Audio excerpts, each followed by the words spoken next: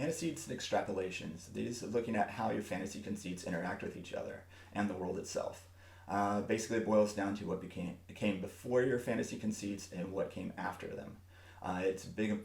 Both of these are big components in building out and building up, which we'll look at later. Antecedents are what you need to make your fantasy conceits make sense, and so they can exist in the real world. They can include other fantasy conceits. So, for instance, if magic is created by the gods, then gods must also exist in your world, which is a metaphysical conceit. They don't actually need to show up in the story. For instance, Game of Thrones has a lot of the gods of fire versus the creatures of ice, which involves a lot of the Andals and the first men moving into the area, and all that doesn't show up in the story until pretty late. Harry Potter doesn't actually look at where the source of magic comes from, so its antecedents don't even show up in the story at all.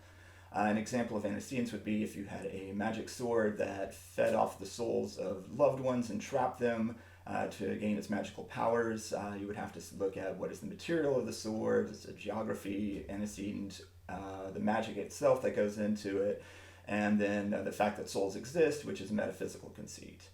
Extrapolation, on the other hand, is what comes after and because of your fantasy conceits.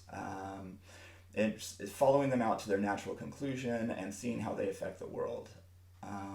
It is not nominal world building, which is when you have a conceit, but it doesn't actually change the world at all. Tolkien didn't like this at all, and referred to if you had a blue sun, but then you don't actually mention the sun, and it doesn't, you don't actually show what the sun does and the effect of having a blue sun, then that's nominal world building, and it's just there to make the world seem exotic, but doesn't actually have an effect.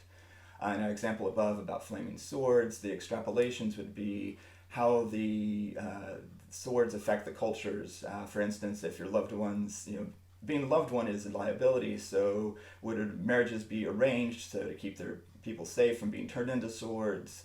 Are children taken away from their mothers so they don't have a bond, so the parents can't ever turn them into the sword, etc., etc.